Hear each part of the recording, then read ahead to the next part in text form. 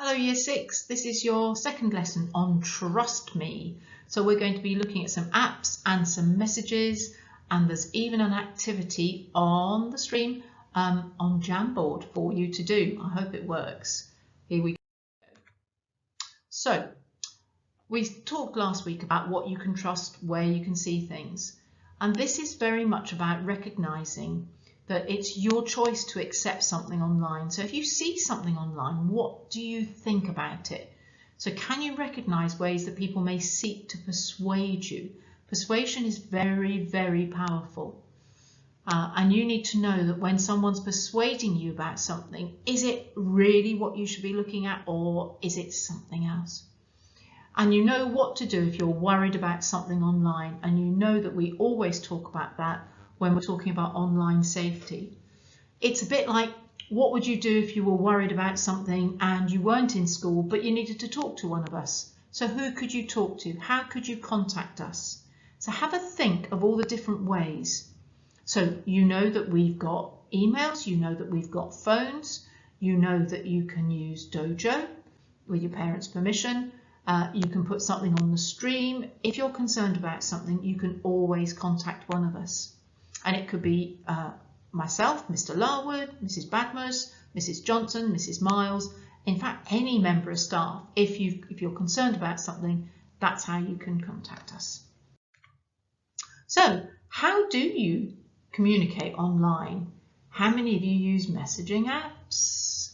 How many of you use Minecraft to talk to other people, or in-game chat? Now, as you know, I am not an expert on the games and how you can chat on them, but there is lots and lots of information out of there, and I've put two websites there that if you're not sure, you can go on, because I think the rule really certainly was with my children is if you're not sure, or if there's any doubt, there is no doubt at all. Don't respond, don't give away any of your information. You're not going to tell someone where you live, are you? So what do you know? Why might somebody contact you? How might they contact you? And what might they send you? Now, the majority, a bit like last week, the majority of things that you find out online are going to be fine, but they're fine because you're careful. So pause the video here and just jot down in your notebook, or if there's an adult you can speak to at the moment, or save it for Thursday if I'm seeing you on Thursday. Why might someone contact you? So think about that. Do they just want to have a chat? Is there something more sinister? Are they trying to get money out of you? You know, the number of times us adults or people try and what's called scam us by contacting us, having a bit of an online chat, just saying, oh, you can just pay for this now, and da da da da da. So you have to have common sense. I think that's the message of this lesson. So what might they send you to persuade you? And think of all the different ways they can contact you. So pause the video here and have a bit of a think.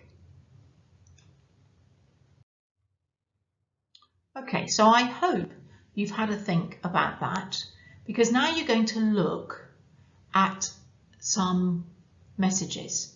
Now I'm pausing there because the slide says to do a diamond 9, but I couldn't make a diamond 9 on a Jamboard because I didn't know how to do it. But I have assigned everybody a Jamboard, and I'm hoping, upon hope, because I've never done it before, that you can move things around on that Jamboard. So you're not going to obviously be in a group, but with somebody at home, if there is somebody at home who can do it with you or on your own, sort the 9 messages into the most trustworthy at the top, moving down to the least trustworthy. Now, if you can make it a diamond shape and save it and turn it in, I will be incredibly impressed. Okay, but what I do want to be able to do with you is talk about can you explain what decisions you made and why you made them, because that's an incredibly important part of being online. Have a go. Okay, so this is just reiterating. You're now going to go on to I think it's in citizenship or PSHE. I'm not sure which. I'm really not very good at this, but I will get better, I promise. Have a look for it. It says PSHE Jamboard. Okay. And on that Jamboard, you are going to see all these messages. I've spread them all out. Okay. There are 9 of them all together. So have a look and think, which ones do I trust and which ones do I not trust? I want you to create your Jamboard and then I want you to turn it in so I can see it. And if all of that works, I will be very excited. If it doesn't work, if you are in Mrs. Bagmus's class, I will have a chat with you on Thursday. And if you are in Mr. Larwood's class, I will ask Mr. Larwood to have a chat with you either on Thursday or Friday. Okay, so when you've done the activity, there is usually a reason why people do or say things. You might recognise this one, just makes me smile. Please, can I have? And you give your parent a hug because you ask for something in return. Please, can I have the last biscuit? Please, can I have, or in the days we could go out, some money to go to the shop. Please, can I have the latest trainers because they're just so beautiful? I don't think I've ever said that. I think one of my children might have. Please, can I have something?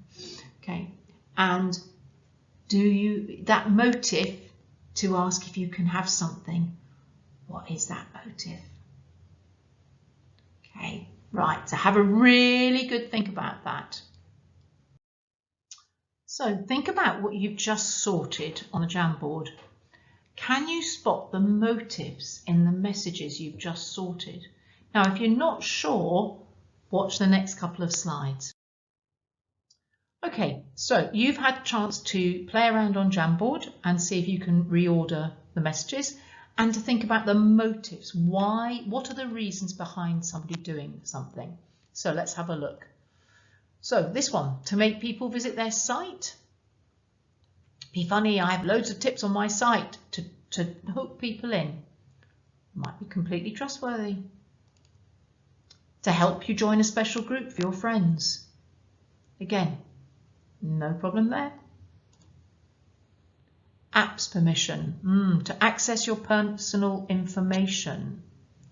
Should you always have your camera on? When's it good to have your camera on and when shouldn't you? And to recommend, to advertise.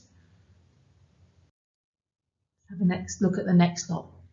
Okay, so we've got to make sure mum gets a present. Sounds pretty sensible. To trick you into visiting a website. Now these come up a lot. It's not a joke. You are going to be the special visitor. It's never that easy. Resetting passwords, and if you haven't asked for it, don't do it because it is a trick to get your password. To make new friends, should you make new friends with people you don't know? And primary homework help, yeah, to help you. So somebody said something that's really quite thoughtful. Okay. How many different ways can you chat? And we've got public and we've got private. Should you have private messaging with anybody you don't actually physically know, unless your parents know them and you know that it's safe? So just have a look at that diagram. Which bits are safe and which bits should you really think twice about?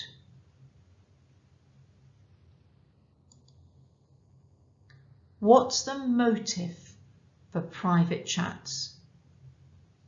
Okay, and it could be absolutely fine, but again, all I want you to do through this unit is to keep thinking. Okay. So, what are we looking out for? What are we looking out for to judge whether a message is trustworthy? Have a think and see if you can come up with 3 things. Jot them down, and when we talk, you can share them. Pause the video here and have a go.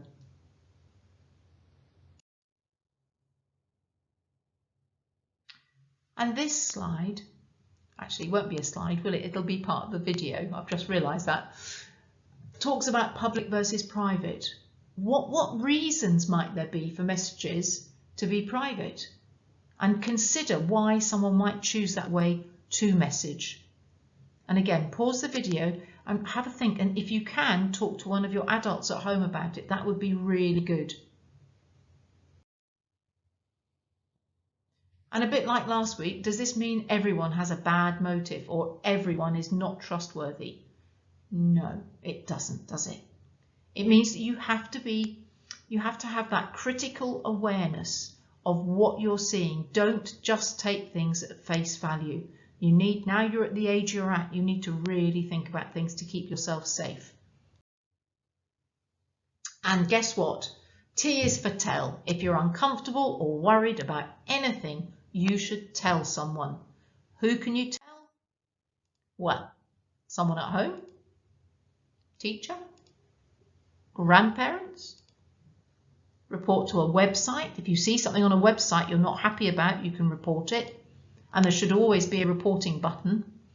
An auntie or uncle, friends' parents. Perhaps your adults are out at work and you've got a friend whose parents are around and you can talk to them. An older sibling who might be able to sort it out for you. But remember, you can always tell someone, and it's really important if you see something that you're worried about. Okay, there's a lot in this lesson and it will take, I think, quite a while if you spend some time thinking about it, and make sure that we find some time to talk about it. Bye for now.